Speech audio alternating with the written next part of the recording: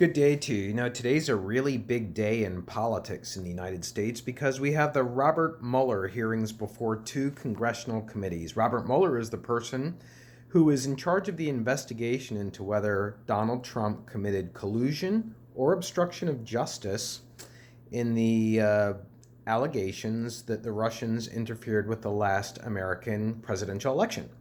And this morning, while these hearings are going on with Robert Mueller, it's the first time he's spoken publicly in front of Congress in 2 years. For the first time this morning, this is taking place. A lot of the nation is riveted on that. And going on Twitter, you have Donald Trump, who is very active, to say the least. 7 minutes ago, he wrote, "This has been a disaster for the Democrats and a disaster for the reputation of Robert Mueller." 2 hours ago, he wrote, "Interview, including the Vice President of the United States." 2 hours ago, he wrote, "It's been reported that Robert Mueller is saying that he did not apply and interview for the job of FBI director, quote, parentheses, and get turned down, the day before he was wrongfully appointed special counsel. Hope he doesn't say that under oath, in that we have numerous witnesses to the..." And then there's nothing to the rest of that tweet. And then there's a bunch of other tweets.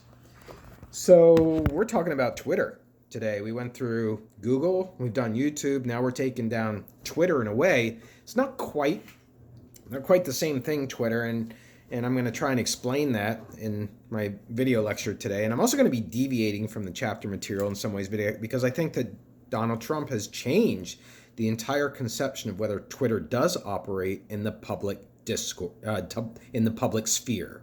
And that's what this chapter has a lot to do with. So I'm going to deviate because I think that some of the paradigm in the book has shifted significantly, primarily because of Donald Trump. And I also want to bring in some information that I know about from a conference that I attended on Twitter a couple years ago. So let's get going. Let's start with Jurgen Habermas.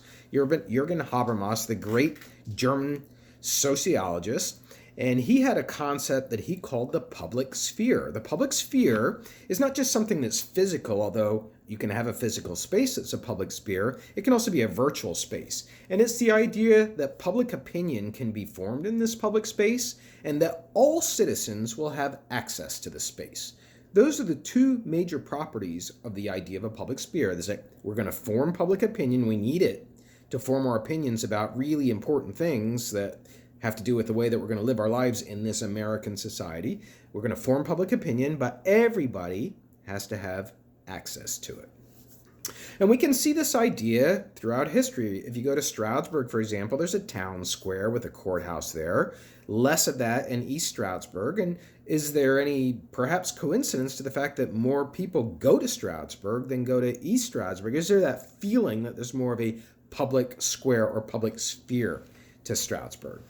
Now, certainly when social media come along, we have the potential for a robust public sphere where we can all get together and talk. But that's part of what Fuchs wants to do, is he wants to critique the idea of whether a public sphere is possible on social media, and particularly on Twitter.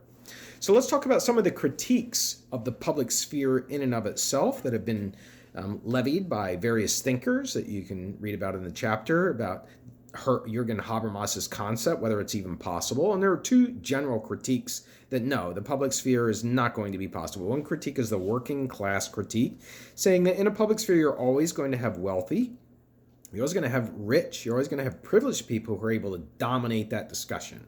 So that the public sphere is going to be skewed. That's the critique known as the working class critique. The second critique is the feminist critique. The feminist critique is saying that same sphere is dominated not by rich people, but is dominated by male patriarchy, by males, and particularly by white males, people like me. So that's another critique of the public sphere that can never be undone because the white privileged people have too much control over all media in general and social media in particular. Now let's move on to talking about another critique, which is the public sphere is imperialistic. It's imperialistic. This critique says that the public sphere is a Western invention. It doesn't come from the East, it comes from the West. And it's supposed to be a process and a space, the process being where you discuss public opinion, the space is where you all meet, where you all come together. But in actual fact, this is not the way that the public sphere operates, because the people who are in the public sphere have powerful interests and powerful wealth and other centers of power that give them undecided advantages in the public sphere. So now let's move on to public sphere, the public sphere as both political communication and political economy. Won't spend a lot of time here because these ideas have been discussed at some length so far in this course. But we can say that the major critique that Fuchs is offering here, when he's offering a political communication and political economy critique of Twitter in particular, but social media in general, is that not everybody who participates in the public sphere has the same level of formal education or resources. Now, this is a very tricky argument to make because it sounds so elitist and so condescending. When you say, if you have a Ph.D. having a conversation with a 6-year-old on Twitter, is there going to be a kind of equality in terms of knowledge and opinion and wisdom that will help both parties come to a public opinion? Probably not. The Ph.D. is going to overwhelm the young person. I'm choosing a really extreme example there, but I'm trying to point out that in the idea of an ideal democracy, everybody has an equal level of education so that everybody has the same levels of knowledge that they can then match up against each other. There's no unfair fights. Well, that's one of the criticisms of the public sphere. And also that there are limitations on our ability of freedom and association within the public sphere, and particularly in social media. We've discussed at length how social media have vested interests in censoring certain kinds of content, even if that content seems like a slam dunk that it should be censored, like white supremacism. But the fact is if you have a public sphere that is truly operating according to any and all ideas, then you can't have any content that is blocked at all. And yet that's what you have going on. Let's go to page 223. I think this lays out the situation nicely, the author on page 223. He says that some of the economic limitations are the ownership. Is there democratic ownership of social media? Well, we've already discussed that that's not the case. Wealthy, powerful, and Facebook and Twitter, it's talked about, are formed by venture capitalists, not by people in dorm rooms as we're made to think. Censorship, is there political or economic censorship?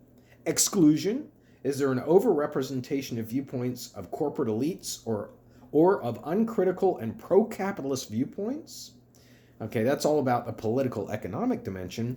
Then the critique of just the political communication dimension is universal access. How relevant or frequently used are political communication sites or political communication forums with more general platforms? Independence, how independent are the sites and discussions from economic and state interests? And quality of political discussion, how valid, right, true, truthful, understandable, inclusive, attentive, sincere, reflexive, and inclusive is political online discussion? You can answer that for yourselves. I think that in some ways Facebook does a pretty good job of that, and I think Twitter does too, and I think Donald Trump, I am not endorsing Donald Trump, don't get me wrong here, but his using Twitter to communicate directly with the American people and to do it so regularly and fiercely has jolted the public sphere. It is forced the public sphere to accommodate a new forum of discourse in addition to the regular legacy media, television, radio, newspapers. Twitter has circumvented the need for the presidency and really any politician to go through big media to get to the average American. You can do that through Twitter because it's an open system. It's unlike Facebook. Facebook's a closed system. Instagram, closed system. You have to accept a friendship. You have to accept a friendship request to belong to that social media group. Twitter is an open organization. So now let's move on to other criticisms of the public sphere, particularly the criticism of commercial media being the primary players in the public sphere. These are, as we've already established, organizations that are driven by profit, and their mechanism is advertising. And so the public sphere ends up being controlled by powerful forces instead of regular citizens, people with money, and organizations with corporate stockholders rather than the average person living on your street corner. And what happens is the content in social media and in Twitter gets generated, according to this criticism, from the top and not from the grassroots. I think an argument can be made for the opposite for that Twitter is actually just the opposite. It is a medium of grassroots tweeting. For the most part, of course, you have celebrities on there. That's the way it was originally invented, so you have direct access to celebrities, but the average person can tweet. Whether those tweets gain the attention economy that's another story, and I guess that's part of the critique of this. All right, let's now go to capitalist media, public media, and civil society media. These are three categories of media in general, TV, radio, etc., but also applied to social media.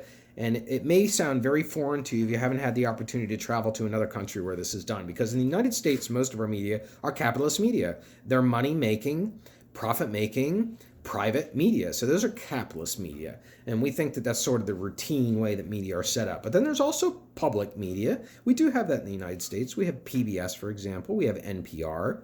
Even WESS Radio at East Stroudsburg University is public media. It's owned by a nonprofit organization, and there's no permission given to advertise so that the content does not get corrupted by private interests. It's just purely public media. But we know how small our public media, right? PBS, just a tiny bit of our viewing intake across our lifetime. Sesame Street, and then that's about it, unless you return to it when you're an educated elitist person listening to some of the shows that PBS is criticized for being elitist about. So, but the point is the public media very, very small because we have a capitalist economy, mostly a capitalist economy. But there is a third way, and that third way is civil society media, and those media are owned by individual citizens. And so those are media that people start up on their YouTube channels, tweets, individual citizens. There's actually a radio station in the Lehigh Valley called DIY. It's a citizen-run radio station. And ideally, this is what the author is pushing towards because it balances the public and the private interests in the public sphere. Now let's get to Twitter. Let's talk more specifically about it. There's a bunch of authors who try to discuss Twitter. It's really an old Twitter that they're discussing. Two of them are Shirky, and then the responding author to Shirky, and that's Papakarisi. And both of them are arguing essentially about the promise of Twitter in that it's collapsing the public versus the private sphere. It's putting both of them together to encourage a more robust discussion. But Fuchs, again, like he did when he discussed the Occupy movement in the previous chapter on Facebook, he takes down Twitter by saying that there's a lot of slackerism that goes on, slacktivism, that he calls it, where you think that because you're clicking a button, because you're donating $5 to a cause, because you're liking something, because you're sharing something, that you're actually doing anything about the injustice that you're trying to overturn. I ask you, a lot of students say, I don't like the parking situation at ESU. Tickets are too expensive. It's too hard to find spots. You want to change that? You're going to go, on Twitter and tweet about it? You're going to tweet at President Welsh? Or is it going to be more effective for 100 students to picket in the Oval, to walk around with signs, demanding the reduction in parking tickets, demanding more parking space? Which is more effective? Well, Fuchs would say the latter, because activism requires strong social ties and friendships. A tweet you can do from your bed, and there's very little measurement of whether there's a consequence.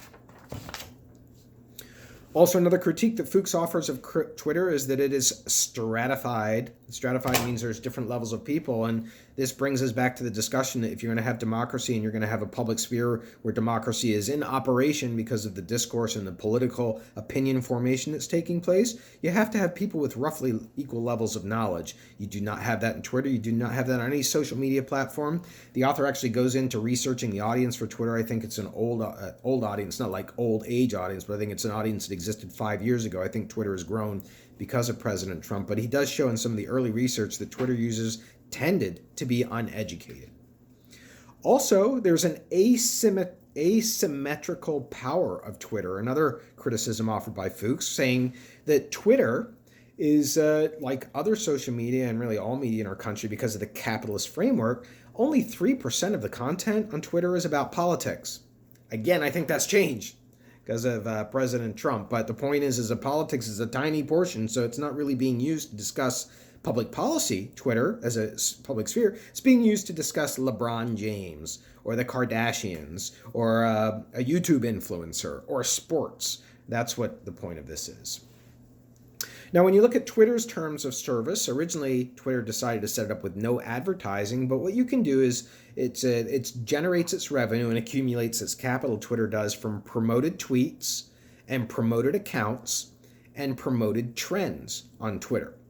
And so you make a tweet, you want to pay to promote it, You're a commercial organization, you want to pay to promote it. That's how Twitter is deriving its revenue. And I went to a conference a few years ago in New York City on Twitter. I was amazed at the ability of marketers to tap into Twitter data to market products. And the example given in the conference was, and this should scare you if it doesn't. Let's say that the TV show Dancing with the Stars is on. You know that show, right? So people who are fans of Dancing with Stars may be sitting on their phones watching it and tweeting who should be knocked off the show and who did a beautiful dance and who looks good and who looks silly and all that kind of stuff. So what's happening is Twitter is selling that data to, for example, a wine company. And a wine company says, you know what, we can look at Antelope Street. That's a street in East Stroudsburg. We can look at Antelope Street at Thursday night at 8 o'clock and we can capture the tweets. And we can see that a lot of the people who are tweeting are females. They're watching Dancing with the Stars. And we found quite a few comments where people have said, enjoying a glass of wine while watching Dancing with the Stars in their tweet. So now what we can do is we can blast those Twitter feeds with wine commercials. We can match up wine manufacturers to these people. That's how specifically Twitter can drill into the big data that comes from your usage of Twitter and how quickly that data can be turned over to an advertiser or marketer or government entity. So Twitter is a medium that, because of its openness, presents vast potential. And the last point I want to make is Twitter has yet to be profitable. That model that we just discussed has not made it a profitable company. So we may be in for some more changes yet with Twitter. Have a great day.